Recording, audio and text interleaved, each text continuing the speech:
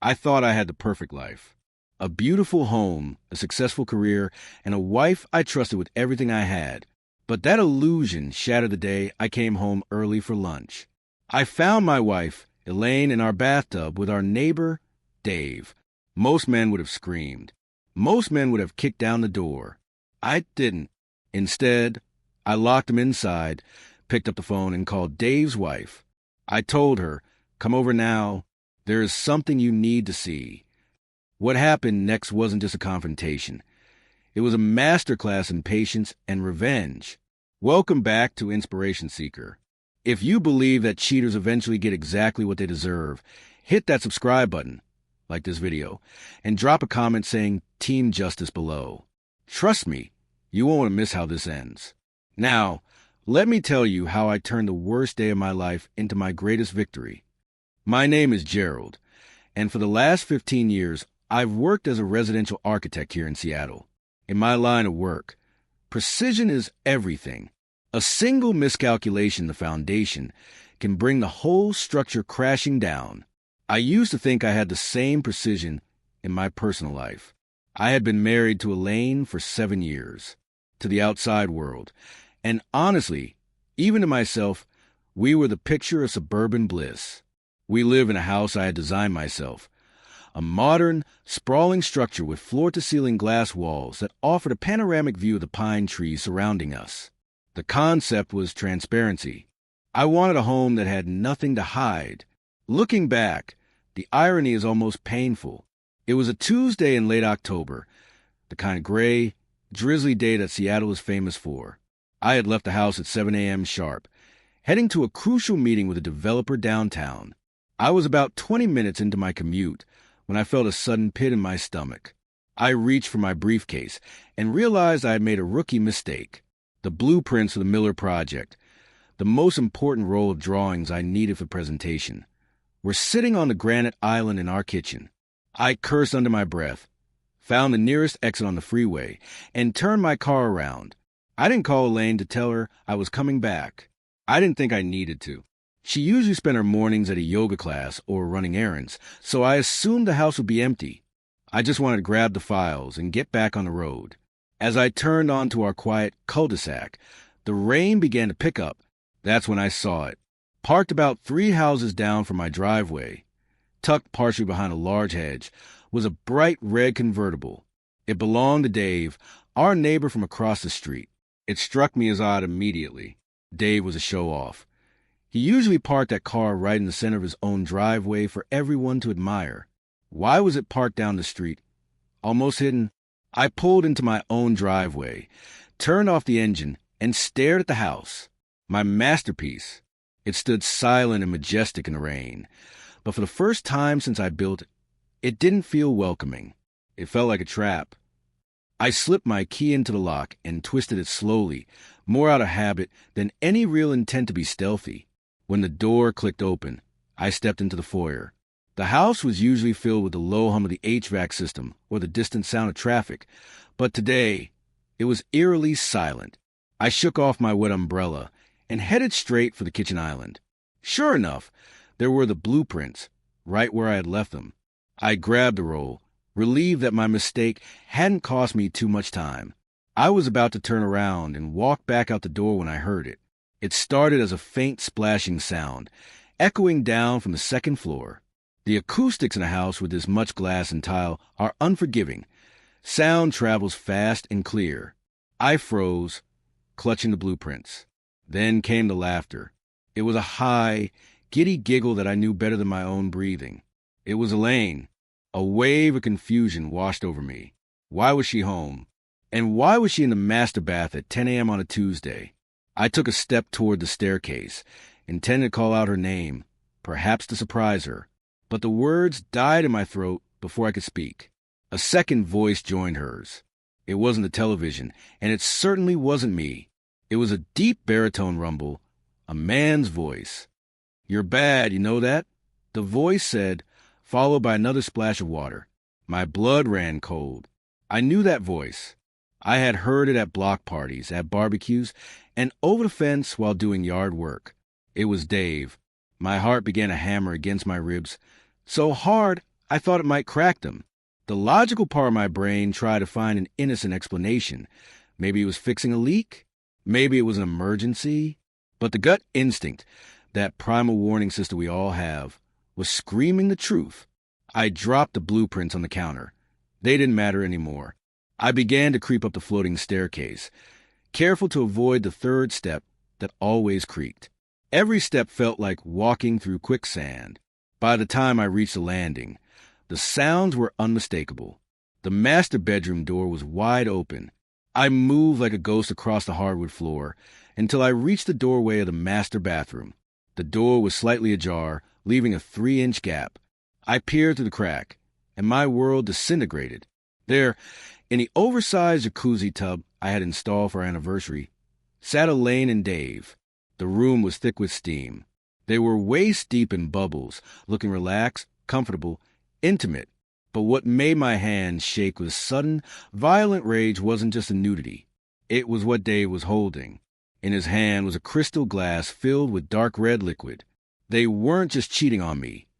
They were drinking my 1996 Cabernet, a bottle I had been saving for a special occasion. I guess this was special enough for them. My first instinct was to kick that door off its hinges. I wanted to storm in there, shatter the glass, scream until my lungs gave out, and drag Dave out of that tub by his neck. A red haze filled my vision, the kind of blinding rage that usually ends in a 911 call. But then, something strange happened. As I stared at the back of Dave's head through that crack in the door, a sudden, icy calm washed over me. It was like a switch had been flipped. The architect in me took over. In my profession, you don't solve a structural failure by screaming at the building. You assess the damage, and then you reinforce the weak points. I stepped back from the door, my breathing shallow but controlled. That's when I noticed a pile on the hallway rug. In their haste to get into the water, they had shed their clothes right there in the open corridor. Elaine's floral sundress was crumpled on top of Dave's cheap navy blue suit trousers. His boxers and her lace underwear were tangled together in a heap of fabric. It was careless. It was disrespectful. And it was my first weapon. I moved silently, gathering every single stitch of clothing. I bundled the dress, the suit, the socks, and the shoes into my arms. At the end of the hallway, we had a laundry chute that dropped directly into a reinforced hamper in the basement. I quietly opened the chute door and shoved the entire bundle down. I listened for the soft thud as they landed 2 floors below. The basement door had a smart lock that only I had the code for. Even if they made it downstairs, they weren't getting those clothes back. Now for the containment. I turned to the corner of the master bedroom where sat a heavy, industrial-style reading chair I had bought years ago. It had a solid steel frame and weighed about 40 pounds. I lifted it, my muscles straining not from the weight, but from the effort to remain absolutely silent. I carried it to the bathroom door. With surgical precision, I wedged the top back of the heavy chair firmly under the lever-style door handle. I jammed it in tight. The angle was perfect. If they tried to push the handle down or pull the door open, the chair would lock rigidly against the floor, sealing them inside. I stepped back and looked at my work. They were trapped in my house, naked and completely unaware that their world had just ended. Once the chair was wedged in place, I didn't stick around to listen to their conversation. I needed to execute the next phase of the plan immediately. I stepped out into the hallway, moving toward the top of the stairs to ensure my voice wouldn't carry into the bathroom. My hand went into my pocket and retrieved my phone. My thumb hovered over the contacts list. I scrolled past Elaine, a name that now tasted like ash in my mouth, and found the neighbors. I tapped the number for Emily. Emily was the kind of woman who didn't deserve any of this. She was an ER nurse who worked brutal night shifts, often coming home just as Dave was waking up. She kept their garden immaculate, baked cookies for the neighborhood kids, and looked at Dave like he hung the moon. Destroying her perception of her husband was going to be the hardest part of this, but she deserved to know the truth. She deserved to see it with her own eyes, or she might never believe it. The phone rang 3 times. When she answered, her voice was thick with sleep. She had likely just drifted off after a 12-hour shift. "Gerald?" she asked, confusion evident in her groggy tone. "Is everything okay? It's the middle of the morning. I took a deep breath, forcing my voice to remain steady and devoid of the chaos swirling in my gut. "Emily, I'm sorry to wake you," I said, keeping my volume low. "But I need you to come over to my house. Right now." There was a pause on the other end. I could hear the rustle of sheets as she sat up. "What? Is Elaine okay? Is there emergency?" "I can't explain over the phone," I replied, my tone leaving no room for argument. "But you need to see this. Don't knock on the front door. It's unlocked. Just come straight up to the master bedroom." "Gerald, you're scaring me. Are you hurt?" "Just come, Emily. Please. It concerns Dave." I didn't wait for an answer. I ended the call and slipped the phone back into my pocket. My hands were trembling slightly, not from fear, but from the sheer adrenaline of what I had just set in motion. I walked back to the chair wedged against the door. Inside, the water was still running, the happy splashing sounds continuing in ignorant bliss. They had no idea that the timer on their little fantasy had just run out, and the witness was on her way. I leaned back against the wall on the opposite side of the hallway, crossing my arms over my chest. I stared at that white wooden door like it was a movie screen, waiting for the scene to change. Inside, the carefree atmosphere evaporated instantly. The rhythmic splashing stopped. The heavy groan of the pipes signaled that the faucet had been turned off. "I should probably get going before he gets back," I heard Dave say. His voice was muffled, but I could hear the smirk in it. "He's usually back by 6, right?"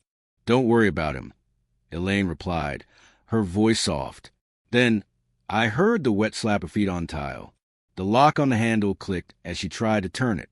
The door opened a fraction of an inch, maybe a millimeter, before it collided with the solid steel back of the industrial chair. It stopped with a dull, heavy thud. "That's weird," Elaine muttered. I heard the handle jiggle again. Click-thunk, click-thunk. "Dave, the door, it won't open. It's probably just the humidity making the wood swell. Move over, let me handle it." Heavy footsteps approached the door. The handle was wrenched down aggressively this time, followed by the sound of shoulders slamming into the wood. Bang! The chair didn't budge. I had wedged it perfectly against the floorboards. The more they pushed, the tighter it dug in. Silence. Absolute, terrifying silence. The reality was beginning to set in. They weren't just stuck. They were contained. "Gerald?"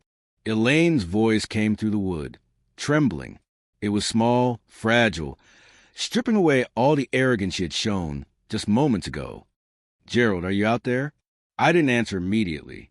I let the question hang in the air, letting the dread seep into that bathroom like a gas leak.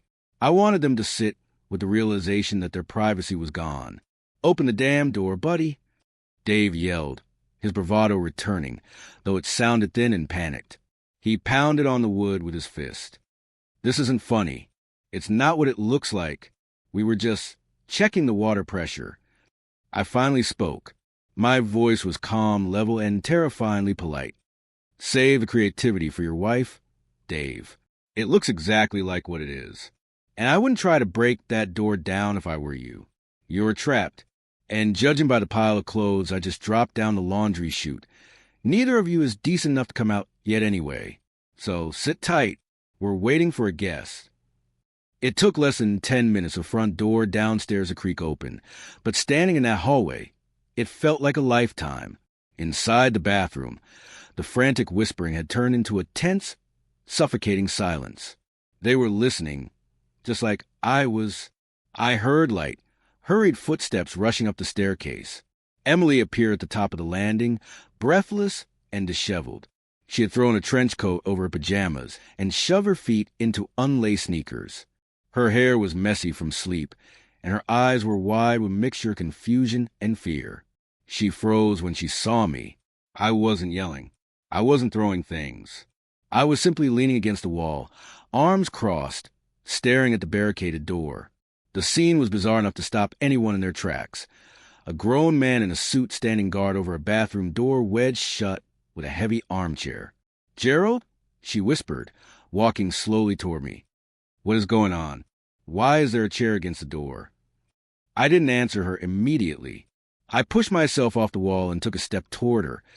keeping my voice low so the two traders inside wouldn't miss a single word. "I came home to get some files," I said, looking her dead in the eye, "and I found visitors in my tub." Emily blinked, her brow furrowing. "Visitors? Who?" I didn't speak. I just pointed a finger at the floor where the pile of clothes had been just minutes ago. Then I pointed to the door. The realization didn't hit her all at once. It trickled in. She looked at the chair, then at the empty space on the rug, and finally, the horror dawned on her face. She recognized the silence. She recognized proximity of her husband's car outside. She walked past me, her legs trembling, and approached the whitewood of the door. She placed a hand flat against it, as if she could feel the heat of the betrayal radiating through it. "Dave?" she asked. Her voice was barely a sound, fragile and terrified of the answer. The reaction from inside was instantaneous and damning. There was a sudden, violent scrambling sound, like two people trying to pull apart and hide at the same time. Then, the distinct sound of someone slipping on wet tile. "Emily?" Dave's voice cracked through the door. It wasn't the smooth, deep voice of the confident neighbor anymore. It was high-pitched, desperate, and guilty. "Emily, wait, listen to me. I can explain. Don't come in here." Emily didn't scream. She didn't pound on the door. She just covered her mouth with her hand, a single sob escaping her throat. She looked at me, her eyes filling with tears, and nodded. She didn't need an explanation. The locked door and her husband's panic told her everything she needed to know. The silence in the hallway was heavier than the steel chair I was about to move. Emily was weeping silently against the wall, refusing to look at the door. I knew it was time. I wasn't interested in violence. I was interested in exposure. I grabbed the back of the industrial chair and yanked it free with a sharp scrape against the floorboards. The noise echoed like a gunshot. "The door is unlocked," I announced, my voice flat. "You have 30 seconds to vacate my property." The door creaked open slowly. The steam from the bathroom billowed out, carrying the scent of my expensive lavender bath salts. Another stolen luxury. Dave and Elaine huddled in the doorway, shivering. They looked pathetic, without their clothes and without the arrogance of their secret. They were just two shivering cowards. They were clutching hand towels, the small, decorative ones meant for drying fingertips, desperately trying to cover themselves. I had made sure to grab the plush bathrobes along with their street clothes before I locked them in. "Gerald, please." Elaine stammered, mascara running down her face. "My clothes, where are my clothes?" "In the basement laundry chute," I replied. "Locked. You can retrieve them later through your lawyer. Right now, you leave." Dave tried to puff out his chest, though it was hard to look tough while clutching a washcloth over his waist. "We can't go out there like this, Gerald. It's insane. Let us get dressed."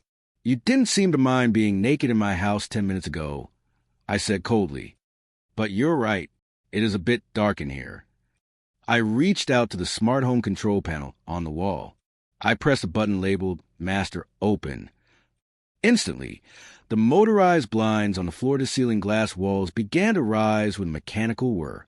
The gloom of the hallway was flooded with harsh, gray daylight. And because my house was designed for transparency, the view was crystal clear. Out on the front lawn, the landscaping crew was running leaf blowers. The mailman was just pulling up to the curb. And standing right there in the hallway, blocking their path to the stairs, was Emily. She finally looked up, her eyes red and swollen, locking eyes with Dave. The shame on his face was palpable. "Go," I commanded, stepping aside. They had no choice. They had to walk the gauntlet. Barefoot, dripping wet and barely covered, they shuffled past a heartbroken Emily, down the floating staircase and out the front door. I watched from the landing as the gardeners killed the engines of their leaf blowers, staring in disbelief as the two lovers sprinted across the wet grass to Dave's car. It was the longest, most humiliating walk of their lives, and I made sure every second of it was well lit. The adrenaline that had fueled me through the confrontation began to fade, replaced by a cold, efficient numbness. I didn't sit down to cry. I didn't pour myself a drink. Instead, I went to work. I spent the next hour moving through the house like a tornado, stripping Elaine's existence from the premises.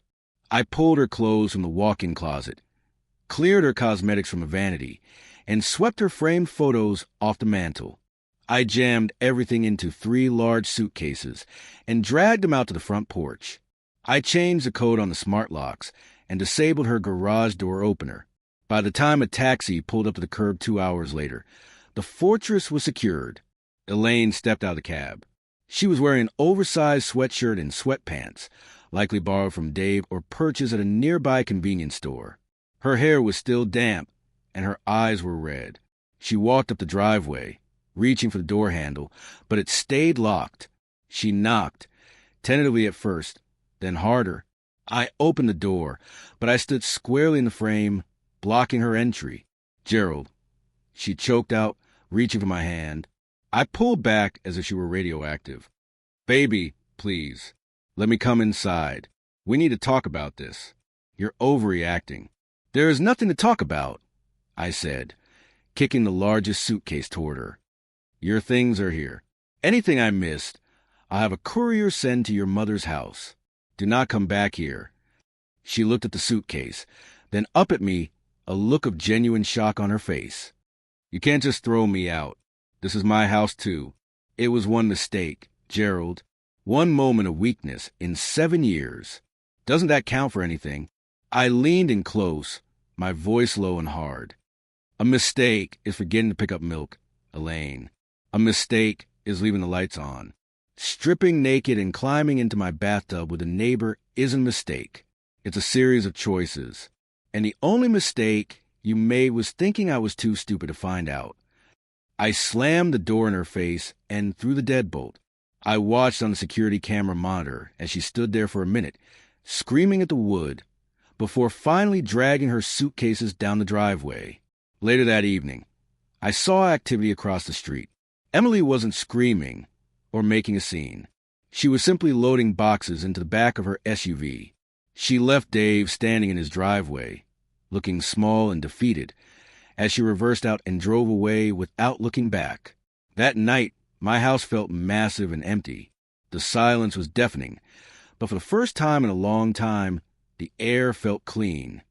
I expected the sadness to linger, but Elaine didn't give me time to mourn the marriage. She went on the offensive immediately. Less than 48 hours after I kicked her out, I was served with divorce papers. I was sitting at my drafting table when the process server handed me the thick envelope. I tore it open, expecting a standard separation agreement. What I read instead made my blood boil. Elaine wasn't just asking for a divorce. She was declaring war. She demanded the house, my architectural masterpiece, the home I designed and paid for. She requested spousal support, claiming emotional distress and hostile living conditions created by me. But the kicker was that she wanted 50% of my architecture firm. She claimed she had been a silent partner who contributed to my success, despite never having stepped foot in the office for anything other than the Christmas party. I hired Mr. Henderson, the most ruthless divorce attorney in Seattle. He was a shark in a 3-piece suit who smelled blood in the water. We sat in his glass-walled office downtown, reviewing the financials. I was prepared to fight for the house, but Henderson found something far more damning than a custody battle for property. He had hired a forensic accountant to go through our joint assets, looking for hidden accounts. "Gerald," Henderson said, sliding a stack of bank statements across the mahogany table, "you need to look at this." I picked up the papers. Highlighted in neon yellow were dozens of wire transfers from our joint savings account, the money we were saving for a vacation home. The transfers were small at first, $500 here, $1,000 there, but over the last 6 months, they had escalated to tens of thousands. "Where is this money going?" I asked, scanning the obscure LLC names on the receiving end.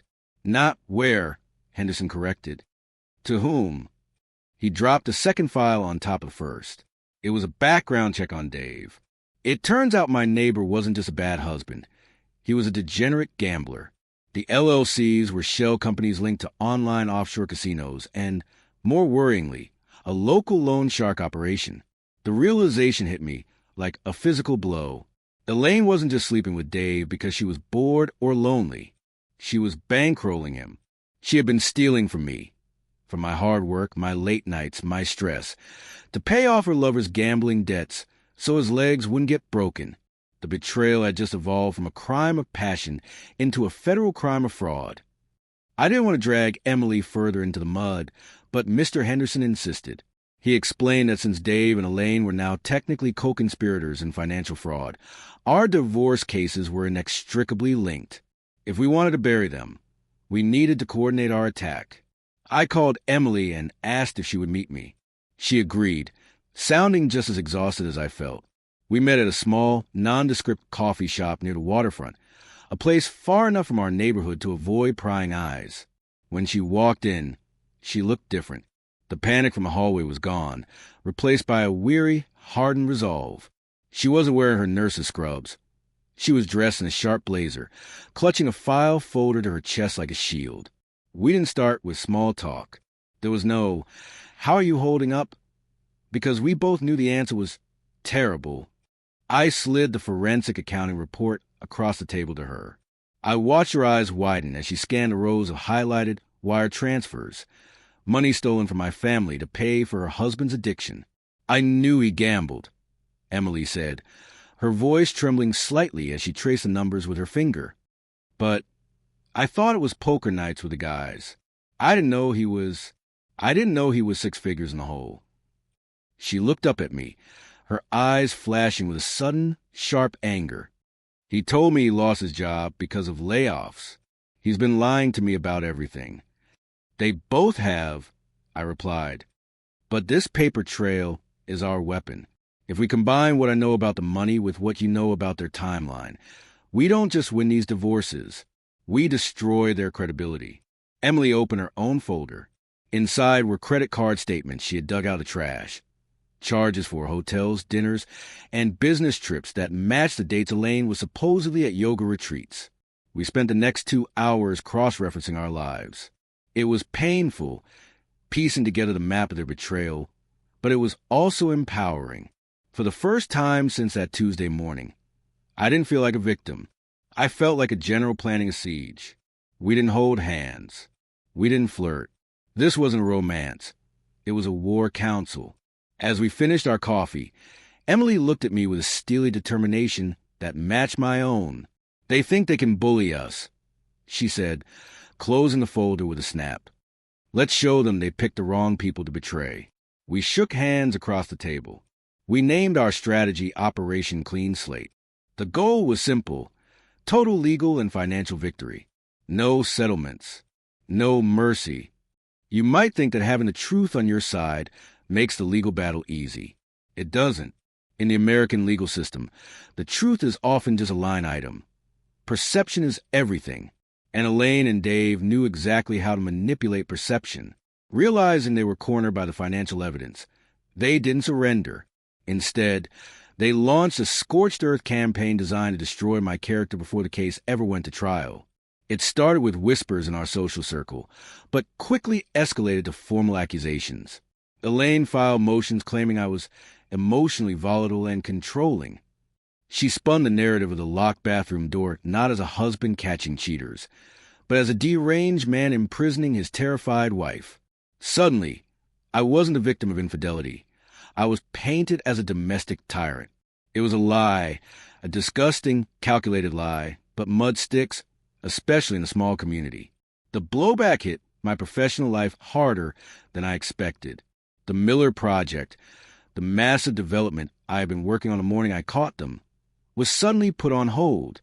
The developer called me for a coffee, refusing to look me in the eye as he explained that they needed an architect with less public baggage. I was fired from my own project. Seeing another firm's sign go up on that construction site was a dagger to my pride. For weeks, I lived in a state of siege. My house, once my sanctuary of glass and light, felt like a fishbowl where everyone was watching me fail. I stopped meeting Emily for coffee because I was terrified of dragging her down with me.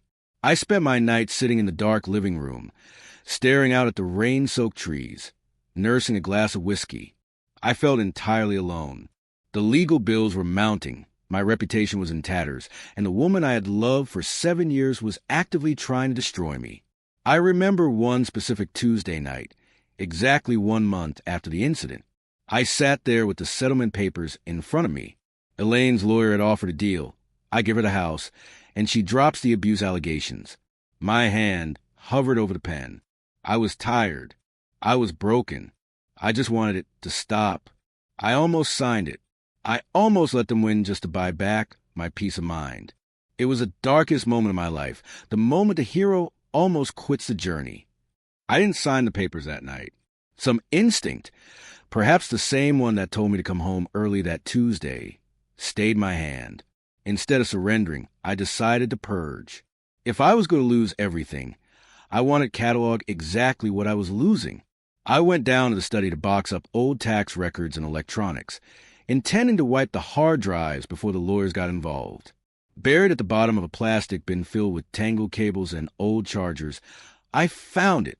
It was Elaine's old laptop, a sleek silver model with a cracked screen that she had discarded 2 years ago after claiming it died. She had told me she recycled it. Clearly, she had just tossed it in a box and forgot about it. I plugged it in, not expecting much. The screen flickered to life, a spiderweb of cracks obscuring the login prompt. I guessed her password on the first try. It was her birthday, of course. I wasn't looking for anything specific. Maybe just some old photos to delete. But as I clicked through the folders, I stumbled upon a directory simply named New Build. I assumed it was photos of our house construction. It wasn't. Inside were hundreds of emails and chat logs. And they weren't just between Elaine and her friends. They were between Elaine and Dave. I opened the first file, and my breath hitched. The date on the email was from 3 years ago, a full year before Dave and Emily even moved into the neighborhood. From Dave to Elaine subject. The target, the house across from the lot, is perfect. If I can get the bank loan, we can position ourselves right there. You said his firm is liquid, right? We need to play the long game here, babe. Get him to sell the shares, then we bail. I sat back in my chair, the room spinning. This wasn't just infidelity. It wasn't a lonely housewife falling for the boy next door. This was a setup. They knew each other before. They had coordinated Dave moving in across the street. Elaine had been feeding him inside information on my business finances for years, orchestrating a plan to pressure me into selling my architecture firm so they could run off with the capital. It wasn't an affair. It was a corporate heist disguised as a marriage. I wasn't just a husband to them. I was a mark. The next morning, I walked into Mr. Henderson's office without an appointment. I didn't look like the defeated man who had nearly signed away his life the night before.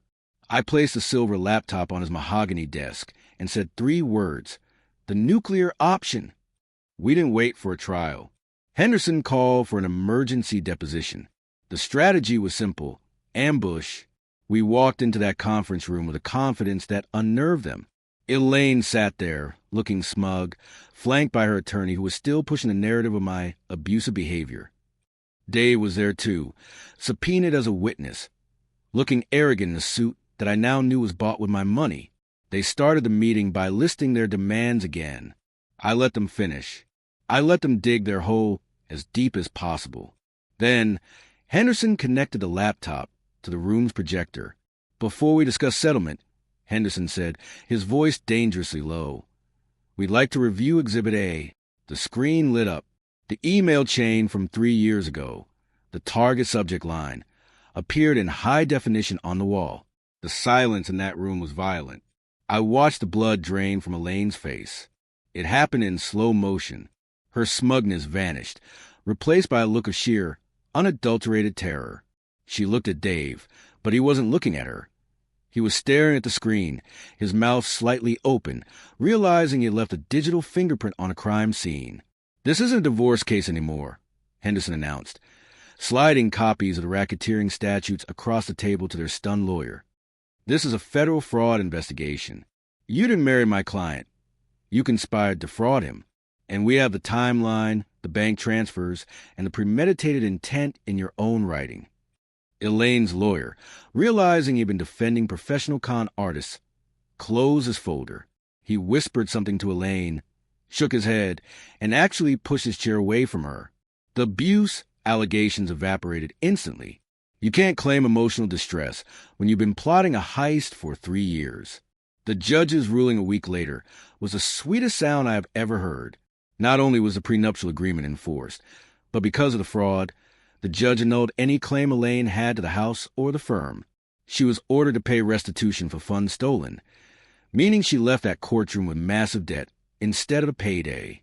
Dave was taken into custody immediately following the hearing for investigation into wire fraud. The sound of that gavel banging down wasn't just a legal procedure. It was the sound of the glass wall finally shattering, leaving me standing amidst the shards, untouched and free. They say time heals all wounds, but I found that success heals them a lot faster. 2 years flew by. Without the dead weight of a deceitful marriage and the stress of the legal battle, my career didn't just recover, it soared. I rebranded my firm, shifting focus from high-end luxury mansions to sustainable, affordable housing for families. I was building homes for people who actually wanted to build a life inside them, not just stage a performance. It was a crisp Saturday afternoon in November. I was at the local organic market, picking up ingredients for dinner. I was standing in the pasta aisle, debating between penne and fusilli, when I felt a tap on my shoulder. "Gerald?" I turned around, and for a split second, I didn't recognize the woman standing there. It was Elaine, but it wasn't the Elaine I remembered. The woman I had married was always impeccable, designer heels, hair perfectly blown out, makeup flawless. This woman looked tired. She was wearing a faded coat that looked 2 sizes too big. Her roots were showing, and there were deep lines of exhaustion etched around her mouth. She was holding a basket containing a single frozen dinner and a bottle of cheap wine. "Elaine," I said, surprised by how steady my voice was. I checked my pulse mentally. Nothing. No anger, no pain, no longing. Just the polite indifference you feel toward a stranger you used to know. She offered a weak, tentative smile, tucking a strand of hair behind her ear. "It's been a long time. You look incredible. I saw your picture in the Seattle Times last week. The new community project. It looks amazing." "Thank you." I nodded, gripping my cart. "I'm very proud of it. How are you?" She let out a heavy sigh, clearly inviting me to ask for details about her misery.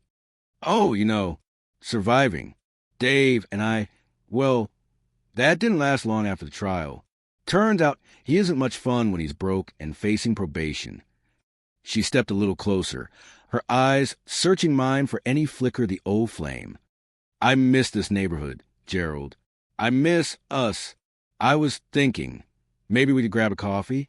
Catch up? I've done a lot of growing up." I looked at her, really looked at her. She was fishing. She saw the expensive watch on my wrist and the contentment in my eyes, and she wanted to weigh back in. She wanted to know if the door was still unlocked. I smiled, but it wasn't the smile she wanted. It was a smile of finality. "I appreciate the offer, Elaine, but I really can't." "Oh, come on," she pressed, tilting her head. "Just 20 minutes. For old time's sake." "I can't," I repeated, checking my watch. "My wife is waiting for me in the car. We have a reservation for dinner." The color drained from her face faster than it had in the courtroom. She took a step back, clutching her basket. "Wife? You remarried." I didn't wait for her to process the shock. I gave her a polite, distant nod, the kind you give to a stranger who holds a door open for you, and turned my cart toward the exit. The automatic door slid open, and the cool evening air hit my face. It felt refreshing. I walked across the wet asphalt to where my car was parked, a sensible, safe family SUV that I had bought just last month. As I approached the passenger side, the window rolled down. A woman was sitting there, scrolling through music playlists on her phone. She looked up and smiled, a genuine, radiant smile that reached your eyes. It was Emily. We didn't plan for it to happen. After the legal battles, we continued to meet for coffee, then dinner, then long walks where we stopped talking about the past and started talking about the future. We found that the people who had broken us had inadvertently created the perfect pieces to build something new together. We bonded over the scars, but we fell in love because of the healing. We got married 6 months ago in a small, private ceremony on the coast. No glass walls, just solid ground. I opened the trunk and loaded the groceries. "Did you get the pasta?" Emily asked, her hand resting instinctively on her stomach. She was 4 months pregnant with our first child. I got to Fusilli.